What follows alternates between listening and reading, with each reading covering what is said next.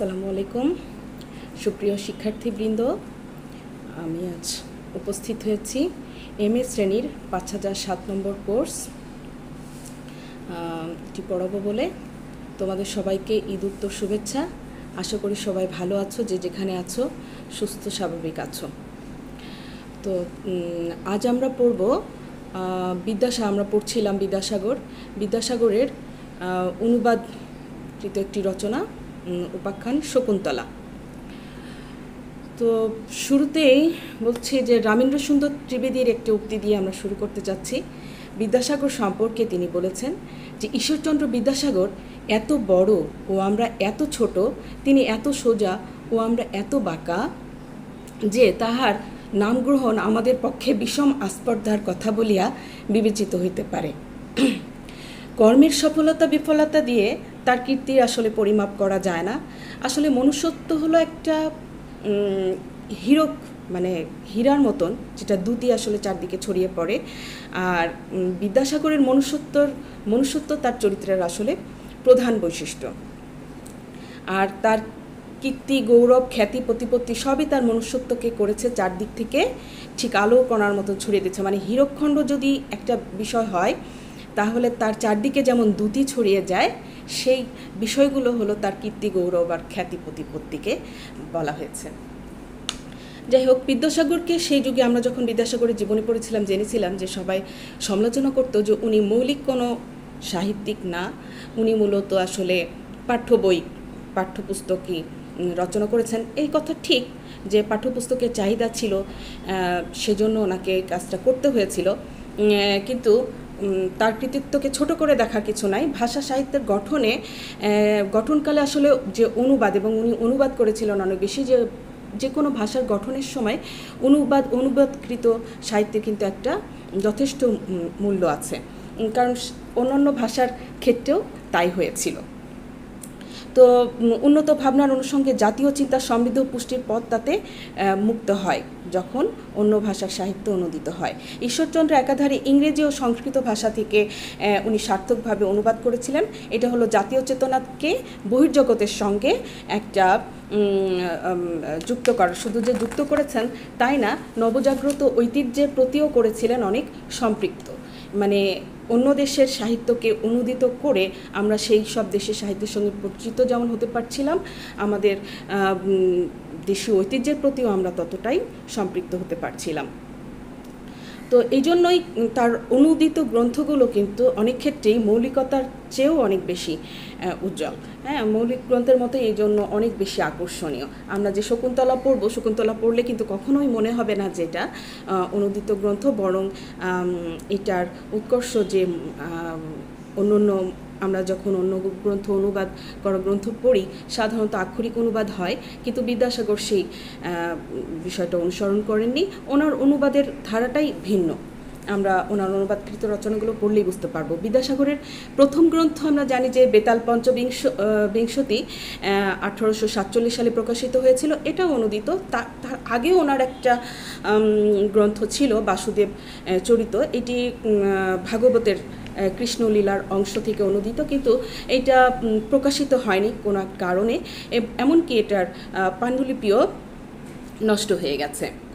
তো বিদ্যাসাগরের বেতাল পঞ্চবিংশতি, এটা সংস্কৃত যে বেতাল পঞ্চবিংশতি ছিল সেটা থেকে অনুদিত নয়, হিন্দি একটা বেতাল 25 নামক ছিল গ্রন্থ, সেখান থেকে উনি অনুবাদ করেছিলেন। তো এখানে তিনি কিন্তু সার্থকভাবে বিরাম এবং জ্যোতিচিহ্নের ব্যবহার করেছিলেন, এটা আমরা জানি। আর এই যে বেতাল পঞ্চবিংশতি রচনা, এটার মধ্যেই কিন্তু বাঙালি প্রথম যে গল্পরসের আস্বাদটা লাভ করে। অনেক মানে মজা আছে এটা। বেতালের যে অদ্ভুত রস, এই বুদ্ধির চমক সেই যুগের সাধারণ পাঠককেও খুব আকৃষ্ট করেছিল। এরপরে তার দ্বিতীয় সাহিত্যকর্ম শকুন্তলা, যেটা আজকে আমরা পড়ব, 1854 সালে এটি প্রকাশিত হয়েছিল। এটি মহাকবি কালিদাসের অভিজ্ঞান শকুন্তলম যে নাটক, সেই নাটকের কাহিনী অনুবাদ। বিদ্যাসাগর কিন্তু আবার কালিদাসের খুব মানে কঠিন ভক্ত ছিলেন। তিনি মনে করতেন যে কালিদাস শুধু ভারতবর্ষের না, বিশ্বের সর্বশ্রেষ্ঠ কবি ও নাট্যকার। তো শকুন্তলার প্রথম যে ইংরেজি অনুবাদ এশিয়াটিক সোসাইটির প্রতিষ্ঠাতা উইলিয়াম জোন্স, উনিও যে যখন ইংরেজিতে অনুবাদ করেছিলেন, ওনারও ধারণা ছিল যে কালিদাস আসলে শেক্সপিয়ারের সঙ্গে তুল্য। কালিদাসের অভিজ্ঞান শকুন্তলম নাটকের আখ্যান ভাগকে বাংলা গদ্যে রূপান্তরিত করতে গিয়ে বিদ্যাসাগর প্রথমে একটু সংকোচের সীমা ছিল নানার, যে উনি ভাবছিলেন যে কালিদাসের মতন একজন এইরকম মহান কবির রচনায় এই দুর্বল প্রাদেশিক ভাষায় অনুবাদ করতে গেলে হয়তো এটার মান কিছুটা ক্ষুণ্ণ হয়ে যাবে। সেজন্য ওনার যে বই উনি প্রকাশ করেছিলেন শুরুতেই, এই শকুন্তলার শুরুতেই উনি কিছু যেই ভূমিকা, সেখানে উনি তার দুর্বলতা প্রকাশ করে একটু বিনয় প্রকাশ করেছিলেন বিজ্ঞাপনে। আর অসাধারণ নিপুণতায় তিনি কালিদাসের নাটকের কাহিনী বঙ্গানুবাদ করেছিলেন। সে সময় বহু পাঠক মানে তার অনুদিত এই রচনাটা পড়েই আসলে শকুন্তলা সম্পর্কে বা কালিদাস সম্পর্কে জেনেছিল। আর যারা সংস্কৃত পণ্ডিত ছিলেন তারা তো আগে বিষয়টা জানতেন, তারা এই শকুন্তলা পড়ার পর যে বিষয়গুলো তাদের অজ্ঞাত ছিল, অজানা ছিল, সেই বিষয়গুলো তাদের কাছে আরও পরিষ্কার হয়ে গেল। তারা শকুন্তলাকে আরও স্পষ্টভাবে জানতে পারল। বস্তুত শকুন্তলার দ্বারাই তিনি পাঠক মহলে যথার্থ গদ্যশিল্পী বলে খ্যাতি লাভ করেছিলেন। এই বিষয়ে একজন সমালোচকের উদ্ধৃতি পড়তে চাচ্ছি। শকুন্তলা সমাগমে বাংলা সাহিত্য এক অপূর্ব নতুন শ্রী ধারণ করিল। বাংলা সাহিত্য ক্ষেত্রে কিশোরীর বাল্যলীলায় যৌবনের নবোদ্গম দেখা দিল। শকুন্তলায় তাহার লিপিচাতুর্য, রচনা মাধুর্য ও পদলালিত্য দর্শনে পাঠক মাত্রেই মোহিত হইয়া গেলেন এবং চারিদিকে তাহার প্রশংসা বিস্তৃত হইয়া পড়িল। এর মাধ্যমে কিন্তু বোঝা যাচ্ছে যে আসলে শকুন্তলা কতটা প্রিয় ছিল বা নন্দিত ছিল। বিদ্যাসাগরের কোন অনুবাদই কিন্তু পুরাণকরণ না বা আক্ষরিক অনুবাদ না, মূল উপাখ্যান অংশের আশ্রয় করে সর্বত্র তার ব্যক্তিত্ব, জীবনবোধ, যে বিষয়গুলো আমরা খেয়াল করব অন্যান্য ভাষা থেকে অনুবাদ করেছেন উনি, ব্যক্তিত্ব, জীবনবোধ আর তার সৃজনশীল মানসিকতা, এই বিষয়টা দেখব। আর দেখব যে পরিবেশ সচেতনতা। আমরা যদি একটু আলোচনা করি যে ভ্রান্তিবিলাস একটা পাশ্চাত্য সাহিত্য, সেটাকে যখন উনি বাংলায় অনুবাদ করেছেন, তখন কিন্তু ওই পাশ্চাত্যের যে বিষয়গুলো সেগুলো না রেখে উনি ঠিক আমাদের দেশীয় দৃষ্টিভঙ্গি থেকে দেশীয় পরিবেশ, পারিপার্শ্বিক জীবন, এই বিষয়গুলো সেখানে তুলে এনেছেন এবং নামও দিয়েছেন ভ্রান্তিবিলাস। তো পারিপার্শ্বিক জীবনের ব্যক্তি মানুষের যোগ যেমন ছিল অন্তরঙ্গ, তেমনই তার শিল্প দৃষ্টিও ছিল সেই জীবন প্রভাবিত। অভিজ্ঞান শকুন্তলম নাটক, এটা মূলত রোমান্টিক প্রেম কথা। রবীন্দ্রনাথ আবার এটা সম্পর্কে বলেছেন যে নতুন জীবনবোধে এটাকে উনি ভূষিত করেছেন। রবীন্দ্রনাথ কিছু সমালোচনা করেছিলেন এটা। রবীন্দ্রনাথ দেখেছিলেন যে 19 শতকের জাগরণ, যে বিষয়টা আমরা এর আগেও অনেকবার বলেছি যে বাঙালি জীবনাদর্শের একটা প্রভাব, যদিও কত আগে কালিদাস এটা লিখেছেন, কিন্তু উনি এইটার মধ্যে 19 শতকীয় জীবনাদর্শনকে কিভাবে খুঁজে পেলেন। যে 19 শতক থেকে বাংলা সমাজ সাহিত্য যে আলোড়ন হয়েছিল একটা বিষয়, সেটা হলো নারীত্ব এবং নারীত্ব সম্বন্ধীয় চিন্তা সেই সময়ের লেখকদের মধ্যে খুব প্রবল ছিল। তার প্রমাণ আমরা পাই যে রামমোহন থেকে বিদ্যাসাগর, এমনকি শরৎচন্দ্র, রবীন্দ্রনাথ, শরৎচন্দ্র পর্যন্ত বাংলা সাহিত্যে নারীদের প্রাধান্য। নারীর এই পরিবারশ্রয়ী কল্যাণী মূর্তির প্রথম প্রকাশ ঘটে কিন্তু বিদ্যাসাগরের ব্যক্তি চেতনায়। তাই কালিদাসের কালে রোমান্টিক প্রেমকথার বিশ্বস্ত অনুবাদ করতে গিয়ে ঈশ্বরচন্দ্রের ব্যক্তিত্ব নিহিত গার্হস্থ্য প্রেম সৌন্দর্যের সাহসম্পাত ঘটেছে এটার উপর। অনুবাদকের লেখনী মুখে শিল্পীর যে দেশ আলোচিত, আমরা বললাম যে উনি অনুবাদ করতে গেলে মানে দেশ, কাল, এই জীবন অনুভূতি, এইটা খুব গভীরভাবে খুঁজে পাওয়া যায় ওনার অনুবাদে। এখন আমরা শকুন্তলার যে কাহিনী, এটা একটু সংক্ষেপে জানব, বিশেষ করে যে শকুন্তলা উপাখ্যান বিদ্যাসাগরের রচনা, সেই জায়গা থেকে পড়ব। কারণ তোমরা কিন্তু নেটে ঘাটলে অসংখ্য এটার কাহিনী পাবে, সব কাহিনীর সঙ্গে এটার মিলবে না। কারণ বলেছি যে এটা অনুদিত রচনা হলেও বিদ্যাসাগরের একেবারেই মৌলিক একটা রচনা বলা যেতে পারে। কারণ এখানে অনুদিত যেই মূল যে কালিদাসের রচনা, সেখান থেকে অনেক পরিবর্তন হয়েছে। কোন কোন জায়গায় সেই বিষয়গুলো আমরা পরে আসছি। তার আগে আমরা কাহিনীটা একটু সংক্ষেপে জানব। আমি জানি যে তোমরা সবাই হয়তো জানো, কিন্তু এটা তোমরা অবশ্যই পড়বে। পুরো শকুন্তলা যে গ্রন্থটা আছে এটা পুরোটাই পড়বে। ঋষি বশিষ্ঠের হাতে ক্ষমতা হারিয়ে রাজা বিশ্বামিত্র উনি ঋষির মতন জীবনযাপন করছিলেন, ধ্যান করছিলেন, কিন্তু দেবতা ইন্দ্র তার ধ্যান ভাঙানোর জন্য একটা অপ্সরা মেনকাকে পাঠালো, এবং মেনকাকে দেখে মুগ্ধ হয়ে ওনার ধ্যান ভঙ্গ হয়ে গেল। মেনকার সঙ্গে উনি মিলিত হলেন এবং একসময় মেনকার সন্তান সম্ভব হয়ে গেল। সেই সময় বিশ্বামিত্র অনুভব করলেন যে ওনার তো ধ্যান ভঙ্গ হয়ে গেছে, সেজন্য তিনি আবার সব কিছু ত্যাগ করে ধ্যানে বসে গেলেন। এরপর মেনকাও কিন্তু তার যে একটা সন্তান হলো, কন্যা সন্তান, সেটাকে এই জঙ্গলে ফেলে রেখে চলে যায়, এবং সেই মানুষ শিশুটিকে যত্ন করছিল, পাখা দিয়ে আগলে রেখেছিল কিছু পাখি। এটা দেখতে পান বনের তপবনে আশ্রমের মুনি ছিলেন কর্ণমুনি। উনি ফেরার পথে দেখতে পান যে একটা পাখি দিয়ে আবৃত হয়ে আছে কোনো একটা শিশু। এই জন্য পাখি দিয়ে আবৃত থাকার কারণে ওর নাম দিলেন শকুন্তলা। সেই শকুন্তলাকে তিনি নিজের কন্যার মতন স্নেহে লালিত পালিত করতে থাকেন। এই জন্য শকুন্তলা কিন্তু কোনো সামাজিক যে আমাদের সাধারণভাবে বেড়ে ওঠা এরকম কোনো শিশু না, সে একেবারে বনের মধ্যে লালিত পালিত হতে থাকলো। এর মাঝে শকুন্তলা যৌবনপ্রাপ্ত হলে একদিন ভারতবর্ষের একজন সম্রাট, শুরুতেই এই বর্ণনাই আছে যে সম্রাট দুষ্মন্ত উনি মৃগয়ায় এসেছেন শিকারে সেই বনের মধ্যে।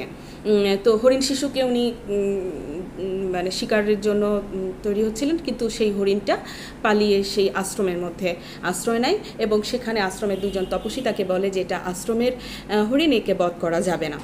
এরপরে দুষ্মন্ত তপবনের সন্ধান করতে লাগলেন এবং সামনে গিয়ে 3 জন সখীর কথোপকথন উনি শুনতে পেলেন। সেখানে ছিল শকুন্তলা এবং তার 2 সখী অনুসয়া এবং প্রিয়ঙ্বদার কথোপকথন শুনছেন, এবং দেখে ফেলেন শকুন্তলাকে দেখে দুষ্মন্ত যেমন শকুন্তলার প্রেমে পড়ে যায়, কিন্তু শকুন্তলা তার অনুভূতির কথা কিন্তু অকপটে স্বীকার করেনি, প্রথমে বলেনি। বেশ কিছুদিন যাওয়ার পর দেখা যায় দুজনকে কিভাবে দেখবে সেই ইয়েতে থাকে যে কখন শকুন্তলা সখীদের সঙ্গে পানি নিতে বেরোচ্ছে বা যে কোনো ছোটোতে সেটা দেখার চেষ্টা করতো, সখীদের সঙ্গে কখন বেরোচ্ছে এটা বুঝতো। শকুন্তলাও বুঝতে পারছিল, কিন্তু কিছু বলতে পারছিল না। পরবর্তীতে সখীদের সাহায্যে তাদের মধ্যে পত্র বিনিময় হয়, এবং একটা সময় তাদের গান্ধর্ব মতে মালাবদল করে বিয়ে হয়, যেটা কর্ণমুনি জানতেন না। এবং এদিকে আবার দুষ্মন্তের রাজ্য থেকে খবর আসে, সে তার রাজ্যে ফিরে যায় তখন, এবং বলেন যে আমি অল্প কিছু দিনের মধ্যেই ফিরে আসব, তোমাকে নিয়ে যাব। তার আগে সে শকুন্তলাকে একটা তার এই ভালোবাসার প্রমাণস্বরূপ তার নিজের নাম লেখা একটা আংটি তাকে উপহার দেয়। তো আংটি দিয়ে যান, কিন্তু দুষ্মন্ত চলে যাবার পর হলো কি শকুন্তলা সারাক্ষণ এই স্বামীর চিন্তায় মগ্ন হয়ে থাকতো। এর মাঝে একদিন দুর্বাসা নামে একজন ঋষি মুনি উনি আসেন সেই আশ্রমে, কিন্তু শকুন্তলা স্বামী চিন্তায় মগ্ন থাকায় দুর্বাসা মুনিকে খেয়াল করে না। তখন দুর্বাসা মুনি তাকে অভিশাপ দেয় যে তুমি যার চিন্তায় আমাকে অবজ্ঞা করলে সেই তোমাকে ভুলে যাবে। এই জন্য কী হয় যে দুষ্মন্তের স্মৃতিশক্তি বিলুপ্ত, স্মৃতি থেকে শকুন্তলার স্মৃতিটা আসলে মুছে যায়।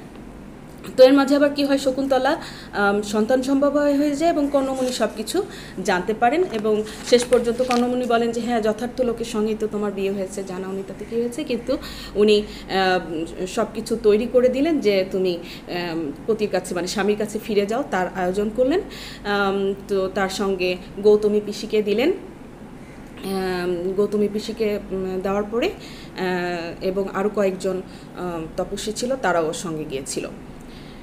আর এই যে দুর্বাসা মুনির যে অভিশাপের কথা কিন্তু শকুন্তলা জানতো না, শুধু তার সখী দুজন তারা শুনেছিল, এবং তারা কিন্তু সেই সময় দুর্বাসা মুনির কাছে আবার নত হয়ে বলেছিল, ক্ষমা চেয়েছিল তাদের শকুন্তলার হয়ে।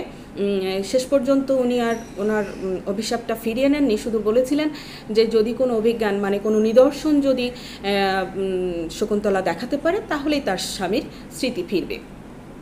তো শকুন্তলা তার স্বামীর কাছে যাওয়ার পথে নদীতে তার আঁচলের বাধা ছিল আংটিটা, সেটা হারিয়ে যায়, কিন্তু শকুন্তলা সেটা জানতে পারে না। যাই হোক, এরকম করে দুষ্মন্তের রাজ্যে সে উপস্থিত হয়, কিন্তু দুষ্মন্তর তো কিছুই মনে নেই। নানাভাবে মনে করানোর চেষ্টা করা হয়, কোনোভাবেই দুষ্মন্তের যখন মনে আসে না, তখন শকুন্তলা দুষ্মন্তকে অনার্য যে তুমি নিজের মতন করে সব কিছু চিন্তা করো এগুলো বলে মন খারাপ করে ফিরে আসে। যদিও তার সঙ্গে যারা ঋষি ছিলেন তারা বলছিলেন যে তুমি স্বামীর এখানেই বরং দাসী হয়ে থাকো, তাও থাকো, ফিরে যেও না। শেষে শকুন্তলা তার স্বামীর কাছেও থাকতে চায় না। এমন সময় হঠাৎ করে একটা দৈবভাবে দেখা যায় যে দেবতাদের ইয়ে থেকে শকুন্তলাকে নিয়ে যায়। তো দিয়ে যায় এদিকে শকুন্তলার যে আংটি হারিয়ে গেছিলো সেই আংটিটা আবার একটা মাছ গিলে ফেলেছিল, যেহেতু নদীতে হারিয়ে গেছিলো, এবং সেই মাছটা পায় একজন জেলে।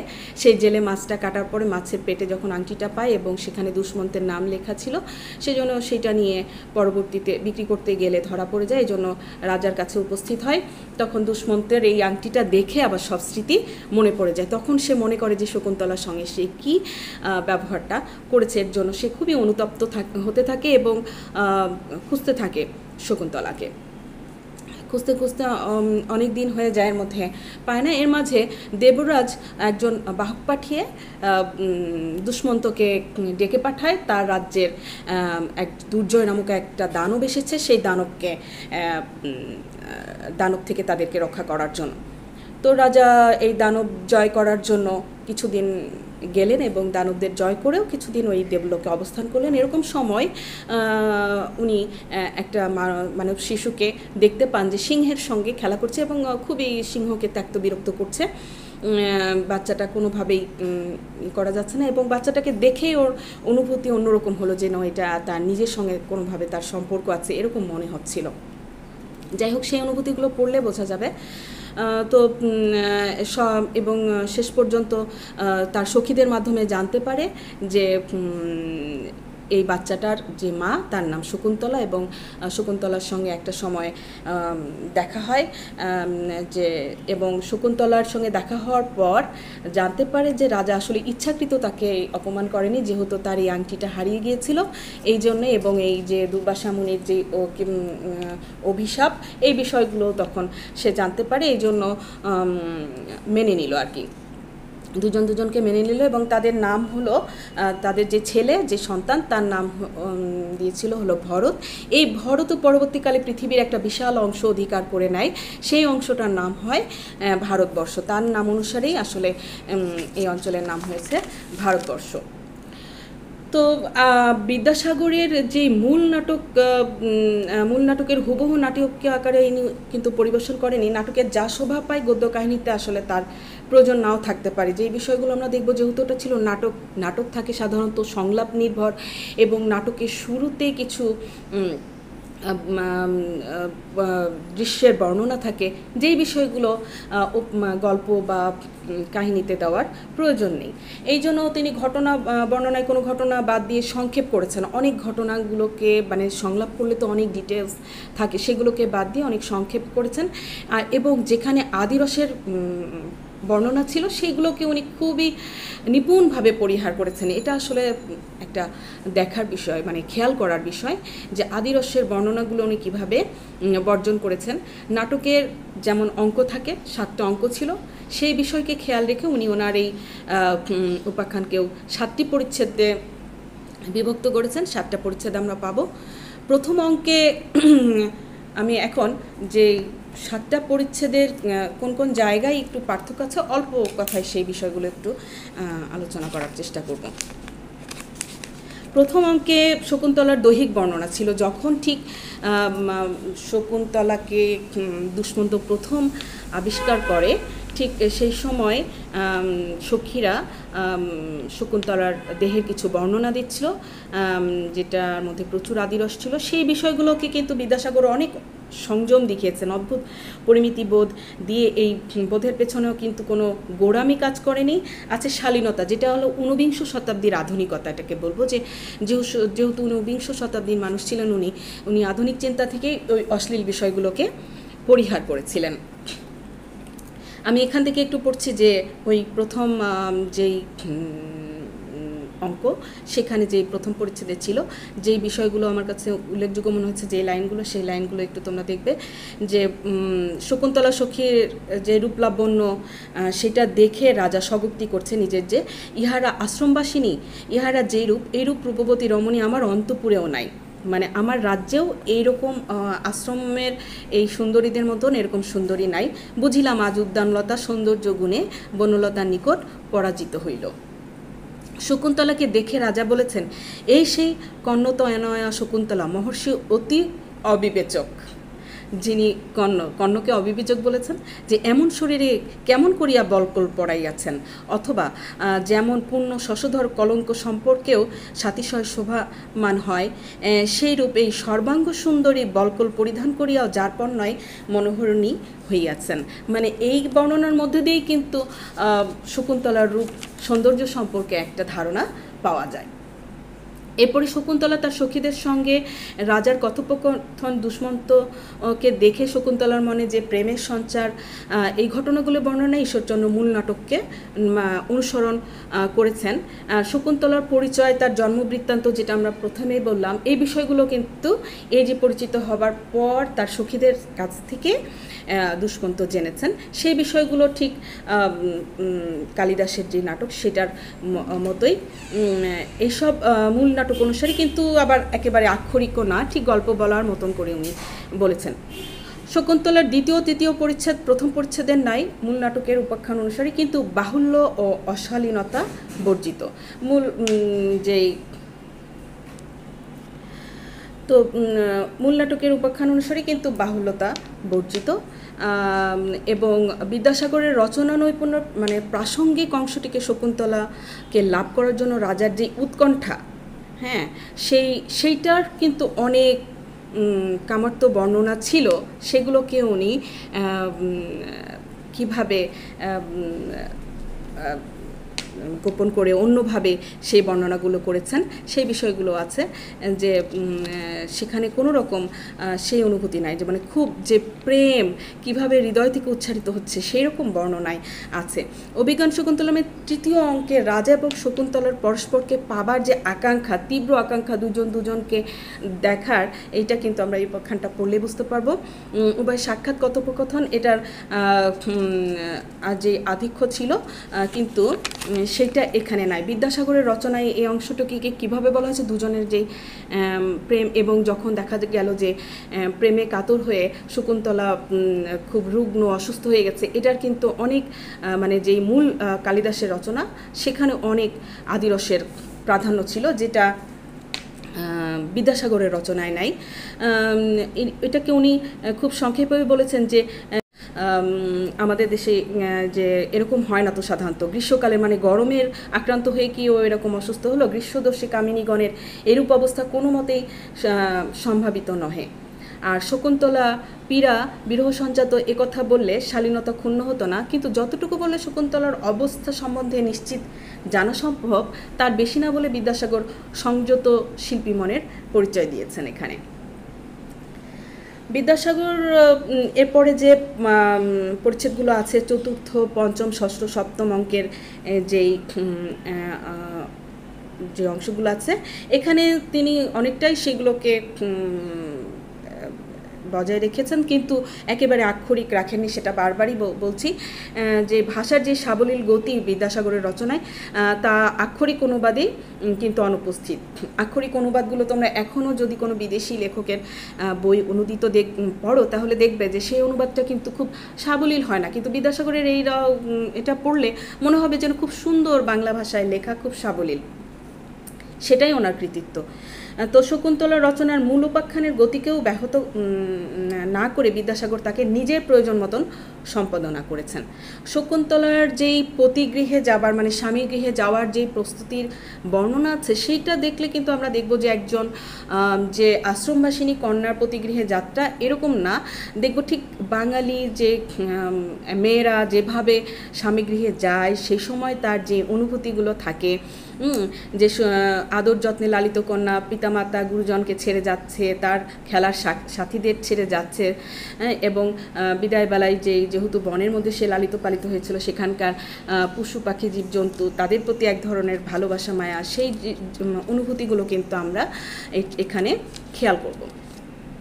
আর পঞ্চম পরিচ্ছদে নিজস্ব রচনাশৈলীর সার্থক পরম আকাঙ্ক্ষিত পতির সহিত যে মিলন, ভাগ্যের নির্মম পরিহাস, বঞ্চিত হলো প্রবঞ্চিত শকুন্তলার ব্যাকুলতা, এটাও আমাদেরকে স্পর্শ করেছে। এই পরিচ্ছদ রচনার মূল নাটকের উপাখ্যানের যতটুকু গ্রহণ করা প্রয়োজন বিদ্যাসাগর শুধু সেটুকুই গ্রহণ করেছেন। আর সেখানে যে অনার্য বলে উনি তিরস্কার করেছেন এই বিষয়গুলো আছে। আর সপ্তম পরিচ্ছদ একেবারে শেষে যেখানে তাদের মিলন হলো সেই জায়গাটাতে কিন্তু অনেক অলৌকিক বিষয় ছিল। বিদ্যাসাগর কিন্তু এই অলৌকিক বিষয়গুলোকেও বর্জন করেছেন। যেমন যখন উনি ভরতকে দেখেছিলেন দুষ্মন্ত তার সন্তানকে, এর আগে যা আছে যে উনি সিংহের দাঁত গুনছিলেন এবং তার হাতে রাখি পরানো ছিল, সেই রাখিটা খুলে যায় এবং সেটা পিতা মাতা ছাড়া অন্য কেউ পড়াতে পারবে না। কিন্তু বিদ্যাসাগরের রচনায় এরকম কোনো বিষয় নেই, তার মানে উনি এইসব দৈব বিষয়গুলোকেও খুব সুচিন্তিতভাবেই বর্জন করেছেন। তো সপ্তম পরিচ্ছদে যে শকুন্তলার সঙ্গে যে অনুতপ্ত রাজার যে মিলনের যে দৃশ্য, এটাও মূল নাটকে প্রাসঙ্গিক, কিন্তু অনেক করুণ এবং মধুর মূল নাটকের মতন। সে যে সিংহশাবক তাড়নের শিশু ভরতকে দেখে রাজার হৃদয়ে যে আপত্য স্নেহের আবির্ভাব, শিশুটি পুরুষ বংশজাত এবং রাজ চক্রবর্তী লক্ষণযুক্ত জেনে তাকে নিজ পুত্র সন্দেহ দুষ্মন্তের উৎকণ্ঠা, এইগুলোরই প্রমাণ দেয়। শকুন্তলার আবির্ভাবে রাজার একাধারে হর্ষ, বিষাদ আর অনিচ্ছাকৃত ত্রুটির জন্য রোদন, শকুন্তলার নিকট ক্ষমা মানে বা মার্জনা ভিক্ষা, এই সমস্ত চিত্রণে বিদ্যাসাগর যে অপূর্ব মুন্সিয়ানার পরিচয় দিয়েছেন তাতে মূলের সৌন্দর্য ব্যাহত না হয়ে বরং বৃদ্ধি পেয়েছে, এটাই আমাদের বিশ্বাস। এবং বৃদ্ধি পেয়েছে এবং এটাই আসলে যে তুলনামূলক বিচারের স্বাভাবিক রায় যদি আমরা দিতে চাই, তাতে দেখা যাবে মূলের চেয়ে বিদ্যাসাগরের যে শকুন্তলা এই অংশটির রচনা শুধু অনেক বেশি স্বাভাবিক নয়, যে মৌলিকতার সীমাটাকে স্পর্শ করেছে। এই জন্যই অনেক বলেন যে শকুন্তলা আসলে তার অনুদিত গ্রন্থ না, এটা মৌলিক রচনারই লক্ষণাক্রান্ত। এরকম প্রশ্ন তোমাদের আসতে পারে। যাই হোক, তো যথেষ্ট বিরহ যন্ত্রণা যে দেখায় ভোগ করেছে, প্রচুর অনুতপ্ত হয়ে মূল নাটকের যে পুনর্মিলনের যে দৃশ্য, দুষ্মন্ত শকুন্তলার অঙ্গশোভা আর কুটিল পদ্মের কথা উল্লেখ করেছেন, তাতে কালিদাসের যে রচনা নৈপুণ্য এটাও প্রকাশ পেয়েছে। কিন্তু এগুলোকে উনি বললাম যে খুব অস্বাভাবিক বা অতিরঞ্জিত করে কোনো কিছু উপস্থাপন করেনি, সব কিছুকেই একেবারে আমাদের বাঙালি জীবনের সঙ্গে মানিয়ে যায় এইভাবেই উপস্থাপন করেছেন। তো আমি আশা করব তোমরা পুরো রচনাটা পড়বে এবং পড়ে মুগ্ধ হবে এবং এর সম্পর্কে লিখতে পারবে। তো আজকে এই পর্যন্তই। তোমাদের সঙ্গে আর হয়তো একটা ক্লাস আমি নিব, প্রভাবতী সম্ভাষণ মৌলিক রচনা, সেটা পড়ালেই আমাদের আশা করি সব পড়া শেষ হয়ে যাবে। তো ভালো থেকো, সবার জন্য শুভকামনা জানিয়ে আজকের মতন শেষ করছি। ধন্যবাদ সবাইকে।